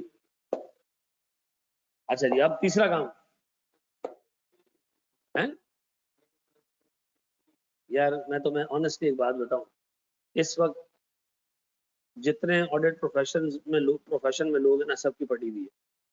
ऑडिट ओवरसाइट बोर्ड के लेटर के बाद ना सबकी हालत टाइट है, कोई भी बंदा कोई भी स्टेप मिस नहीं करता, that I can tell you. मैं केपीएमजी के सीनियर पार्टनर से उस दिन मिला जिन्होंने मेरा ये साइन किया, लेटर साइन किया इलेक्शन का। उन्होंने मुझे एक अजीब बात बताई, केपीएमजी 1 मिलियन रुपए से नीचे किसी ऑडिट क्लाइंट को नहीं लेता। मैंने केपीएमजी में ऑडिट किए 60-60 हजार रुपए वाली जी। ठीक है ना, हाँ, कुछ प्रोबोनो है, कुछ प्रोबोनो समझते हो, फ्री में ऑडिट करना, ऐसे SIUT वगैरह है। ठीक है ना, जिंदगी ट्रस्ट है, इसका ऑडिट वो फ्री में कर देते। ठीक है ना, ये कुछ प्रोबोनो करते हैं, बाकी अदरवाइज कुछ भी नहीं। जी मेरे बच्चों, बड़े मिक्स है आगे। भाई मेरी आवाज आ रही है, ऑनलाइन वालों मेरी आवाज आ रही है।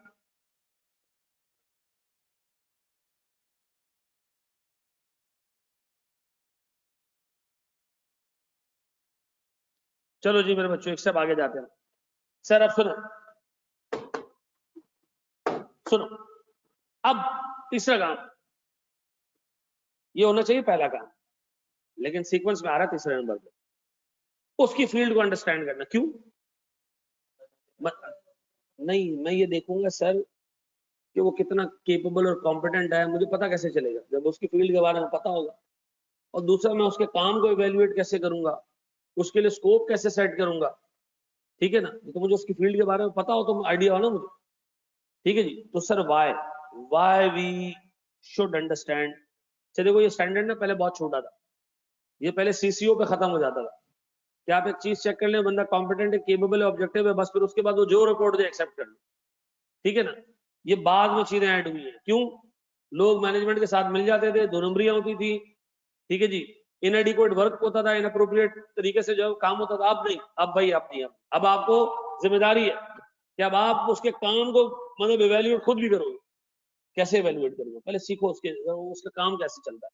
डिटेल नॉलेज नहीं चाहिए, एक्सपर्ट नहीं बनना, लेकिन करना क्या सर, एक रीजनेबल हमें नॉलेज होनी चाहिए।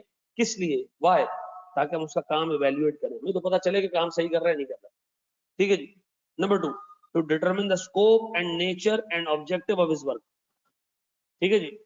भाई मैं चाह रहा हूं उससे एक प्रॉपर्टी की वैल्यूएशन करवाना, तो मुझे पता है कि सर प्रॉपर्टीज कई टाइप की होती है और उनके वैल्यूअर्स अलग अलग तरीके के होते हैं। तो एक तो मुझे पता होना चाहिए सर, नॉलेज होनी चाहिए इस फील्ड की, ताकि मैं क्या कर सकूं, उस बंदे को अपॉइंट कराते हुए उसको स्कोप, नेचर और ऑब्जेक्टिव सही तरीके से बता सकूं। और नंबर 2, जब उसका काम आ जाए मेरे पास तो मैं उसको इवेल्युएट कर सकूं कि उससे काम में कोई डंडी तो नहीं मारी। इसके लिए मुझे क्या चाहिए? उस पर्टिकुलर फील्ड की रीजनेबल नॉलेज, डिटेल नहीं चाहिए। रीजनेबल नॉलेज आपको कहां कहां से मिल सकती है? आपका पास्ट एक्सपीरियंस है, इंटरनेट है आपके पास सर, बहुत सारी चीजें आपको मिलेगी। ये लिखा हुआ स्टैंडर्ड में, इंटरनेट का वर्ड नहीं लिखा हुआ, स्टैंडर्ड में लिखा हुआ जनाब, ऑल अवेलेबल जो सोर्सेज हैं इंफॉर्मेशन की ऑन वेब।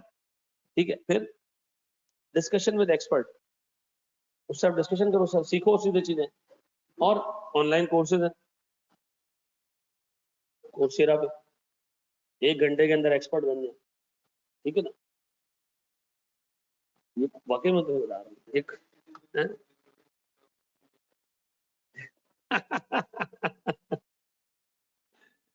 हाँ जी, बड़े हम आगे दोस्त।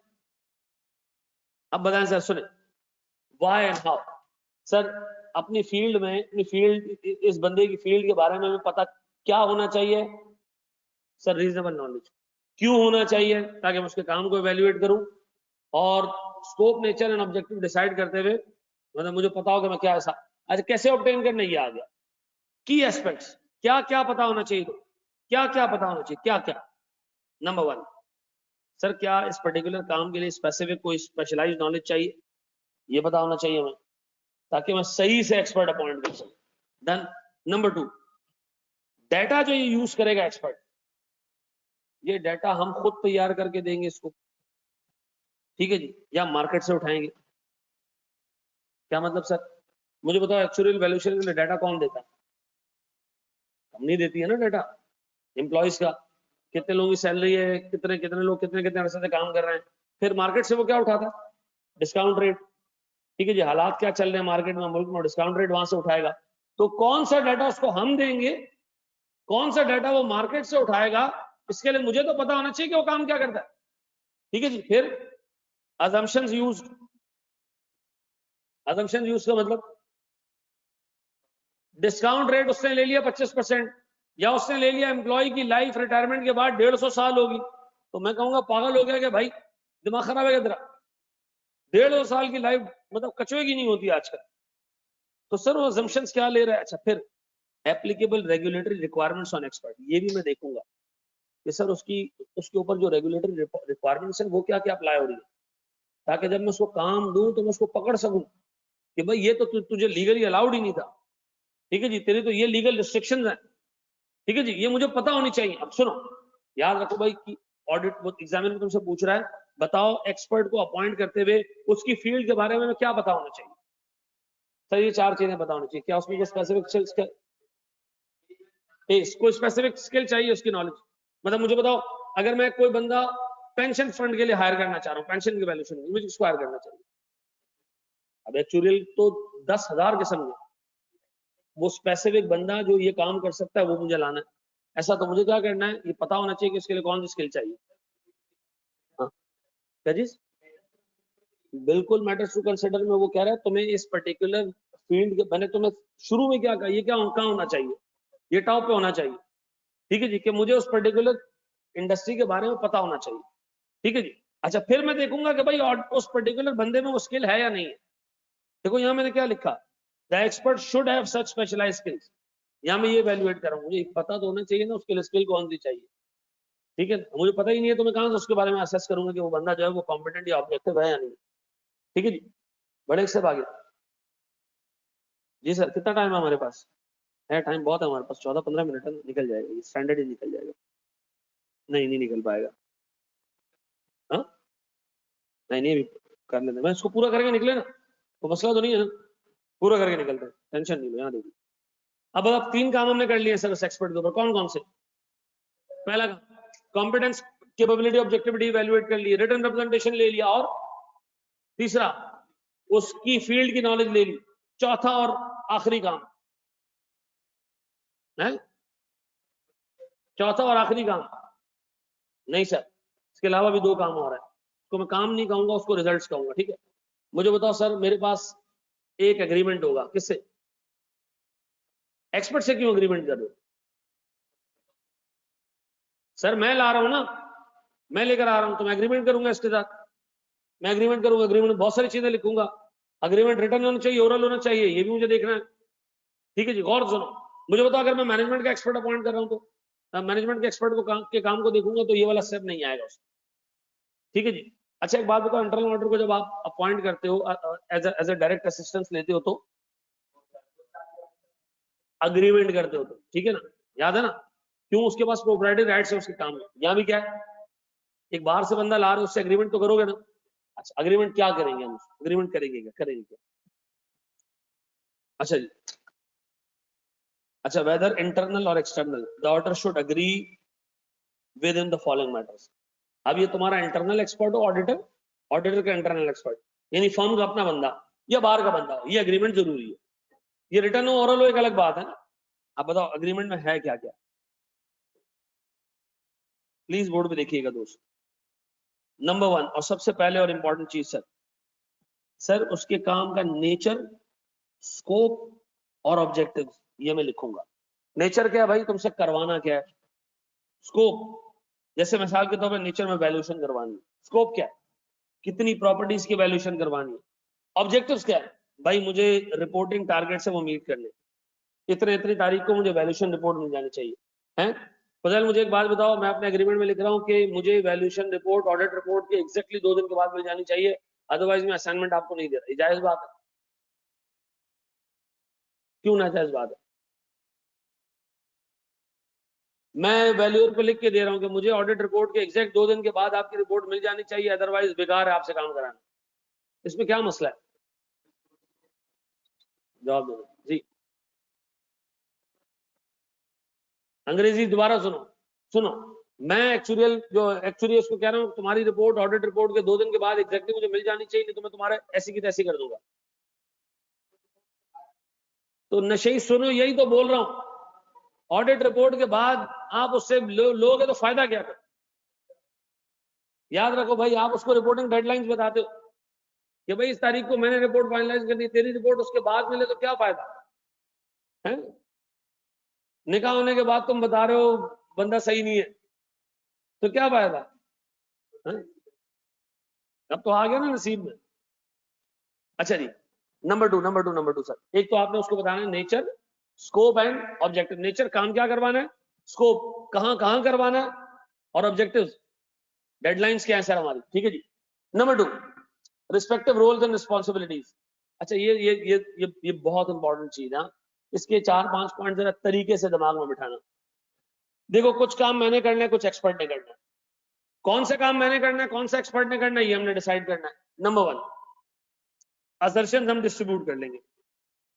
भाई मैं एक वैल्यूअर को भेज रहा हूं वैल्यूएशन के लिए, और वो वैल्यूएशन करके आया, मैंने उसको कहा एक बात बता, तूने ये देखा कि प्रॉपर्टी कंपनी की है या किसी और की है?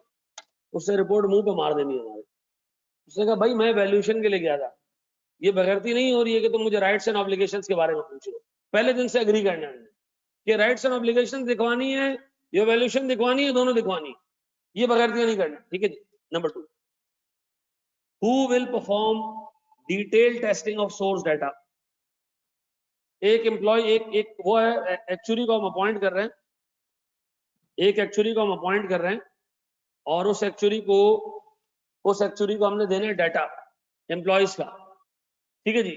अब बताओ ये कौन चेक करेगा कि एम्प्लॉयज में कोई परमानेंट एम्प्लॉय, कोई कॉन्ट्रैक्ट एम्प्लॉय तो नहीं आ गया? ये कौन चेक करेगा है? ये कौन चेक करेगा कि वो बंदा तो नहीं आ गया जिसको हमने पेंशन देनी नहीं है? ये कौन चेक करेगा? मैं चेक करूंगा, एक्सपर्ट चेक करेगा। ये आप लिखे लिखे लिखे लिखे नहीं लिखे अभी, लिखे अभी, ये क्लियर करना है कि कल हमारे बीच में कोई फड्डा ना हो। भाई आके एक्सपर्ट आपको कहा मैंने सारी चीजें देख ली थी, अब आपने मोहम्मद नसीर का नाम डाल दिया था, मुझे क्या पता मोहम्मद नसीर कौन है, तो सर मैं उसको लिख के दूंगा कि भाई डाटा की टेस्टिंग मैं करूंगा, उस पर आगे काम आपने करना है, मैं वैल्यूएशन, मैं राइट्स एंड ऑब्लिगेशन देख लूंगा, एग्जिस्टेंस देख लूंगा, वैल्यूएशन आपने देखनी है, ठीक है जी। फिर number 3, consent of expert to discuss finding and conclusion with the entity. इसमें 2 पॉइंट्स हैं, एक तो आप उससे ये कंसेंट ले लो कि मैं आपकी रिपोर्ट, आपका नाम लेके मैनेजमेंट से डिस्कस भी करूंगा, बातें भी होंगी, आपका नाम बार बार आएगा, आपको एतराज तो नहीं है कोई कंसेंट देने आप। और दूसरा दूसरा दूसरा दूसरा अगर आपकी रिपोर्ट में रख के बैठूं और मैनेजमेंट बात ना माने, मैनेजमेंट क्या, हम तो अपने वैल्यूअर के हिसाब से काम करेंगे, मैं कहूंगा नहीं कद्दू, मैं अपने वैल्यूअर के हिसाब से डाल रहा हूँ चीजें, आप मैनेजमेंट के वैल्यूअर के हिसाब से प्रॉपर्टी की वैल्यू 40 करोड़ बन रही है, मेरे एक्सपर्ट के हिसाब से 30 करोड़ बन रही है, तो देखिए रिपोर्ट क्वालिफाई होगी। तो एक्सपर्ट भाई मैं आपका नाम डालूंगा रिपोर्ट में कि भाई मैंने फलां वैल्यूअर से काम कराया, उसने कहा कि 30 करोड़, मैनेजमेंट ने कहा 40 करोड़, तो मैं आपका नाम वहां डालूंगा। आपकी मतलब आपको मसला तो नहीं है ना कोई, उसने कहा नहीं, ठीक है जी, नहीं मुझे कोई मसला नहीं, आपने जहां डालना मुझे डाल दो, ठीक है जी। अच्छा जी सुनो, informing expert if auditor concludes expert work is इनएडिक्वेट। हमने ऑडिटर ने एक्सपर्ट से काम कराया, काम चेक किया, मजा नहीं आया, हम गए एक्सपर्ट के पास, हमने कहा ये यार तुमने काम मजे का नहीं किया, ये दोबारा करना पड़ेगा, ये तो ये आप उसको डे 1 से बता दो कि अगर काम में मजा नहीं आया तो वापस करना पड़ेगा, ये ना हो आप उसके बाद जाओ उसको बोलो काम में मजा नहीं आया, कहे भाई एक ही दबा के पैसे दिए थे आप, ये सही नहीं है, ठीक है जी। तो आपने क्या करना है, आपने उसको बताना है कि भाई अगर आपका काम अप्रोप्रिएट नहीं हुआ तो मैं आपसे दोबारा काम करवाऊंगा, ठीक है जी, ये क्लियर, ये बात समझ आती है, उसको आपने डे 1 पे बताने, हंसो नहीं आराम करो। हाँ। अच्छा जी, फिर देखो मुझे एक बात बताओ, जो एक्सपर्ट है, जो डॉक्यूमेंट्स बना रहा है, जो वर्किंग पेपर बना रहा है, किसकी प्रॉपर्टी है? उसकी प्रॉपर्टी है, मेरी नहीं है, मेरी नहीं है। लेकिन अगर मैं चाहूं कि भाई मैं उसकी उसकी प्रॉपर्टी, उसकी जो वर्किंग पेपर्स है अपने अकाउंट, अपने फाइल में लगाऊं, ठीक है जी, और मैं उसको अपने वर्किंग पेपर में अटैच करूं, तो मुझे क्या करना पड़ेगा, ये डे 1 से अग्री करवाना पड़ेगा। अब बताओ तुमने क्या 5 चीजें उससे डे 1 पे अग्री कर रहे हो? नहीं मेरे नहीं है, याद रखो भाई, वर्किंग पेपर उसके, अगर वो वैल्यूएशन कर रहा है, वो वैल्यूएशन के लिए चीजें यूज कर रहा है और ग्राफ्स बना रहा है और डिस्काउंटिंग कर रहा है कैश फ्लोज की और वर्किंग कर रहा है, these working papers are not my property, वो किसकी प्रॉपर्टी है? उसकी, मुझे सिर्फ उससे रिपोर्ट लेनी है। लेकिन अगर मैं उससे रिक्वेस्ट करूं कि आपकी, मैं अपनी रिपोर्ट की सपोर्ट में मुझे आपके वर्किंग पेपर चाहिए, वो इजाजत देगा तो मैं उससे लूंगा, ठीक है जी। Access and retention of working paper if not agreed, experts working paper are his own, दिमाग में रखना, वो मेरे नहीं है, मैंने उसको असाइनमेंट दिया कि प्रॉपर्टी की वैल्यूएशन करनी है, वो अपने एक्सेल शीटें बना रहा है, मैंने कहा सर एक काम करें, वो एक्सेल शीट हमें दे दे, उसने कहा अच्छा बहुत तेज चल रहे हो, कल खुद उसमें चीजें डाल के निकाल लोगे, नहीं दे रहा हूँ, ठीक है जी। वो उसको हम कोर्ट में ला सकते हैं, वो कोर्ट में लाएंगे उसको, मसला नहीं, वो जवाब देगा कोर्ट में, अगर कोई उस पर ऑब्जेक्शन उठेगा तो वो जवाब देगा, वो ये एविडेंसेस पेश करेगा, मैं नहीं करूंगा, ठीक है ना। अब जी मुझे बताएं सर, मैं क्लास को यहां तक रखूं यार, ये आगे बहुत लंबी चीजें कुछ, इसको यहीं तक रखते हैं, फिर अगली क्लास में उसको आगे लेके चलेंगे। देखो कौन सा, अच्छा देखो मिसाल के तौर पर तुम एक ऑडिटर हो, तुम मतलब तुम एक ऑडिटर हो, तुम एक एक्सपर्ट अपॉइंट करो पेंशन स्कीम के लिए, ठीक है, पेंशन होती है सिर्फ परमानेंट एम्प्लॉयज की, और ऐसे एम्प्लॉयज की जिनकी, जो कंपनी के साथ को 25 साल से काम गुजार रहे हो, वक्त गुजार रहे हो। अच्छा ये कौन चेक करेगा डाटा में कोई टेम्पररी एम्प्लॉय तो नहीं आ गया?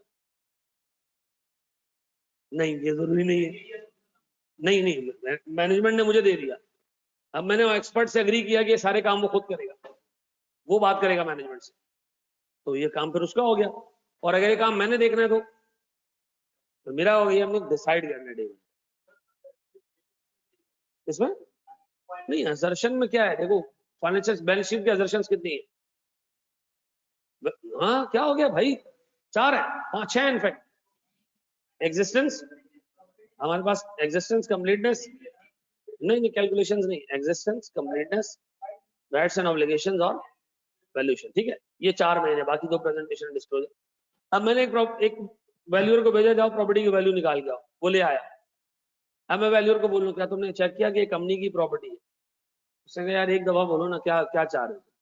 मैं ये इस चीज के एक्सपर्ट थोड़ी हूँ, तो वैल्यू निकाल के दूंगा। ये तो खुद तुम मालूम करोगे कंपनी की है या नहीं, या बुलाओ किसी लीगल एडवाइजर को, वो चेक करे डॉक्यूमेंट्स, मैं नहीं देख रहा। ठीक है जी, सेट हो गया बेटा? चलो जी, थैंक यू वेरी मच जी, इसको यहीं तक रखते हैं, कल देखते हैं बाकी।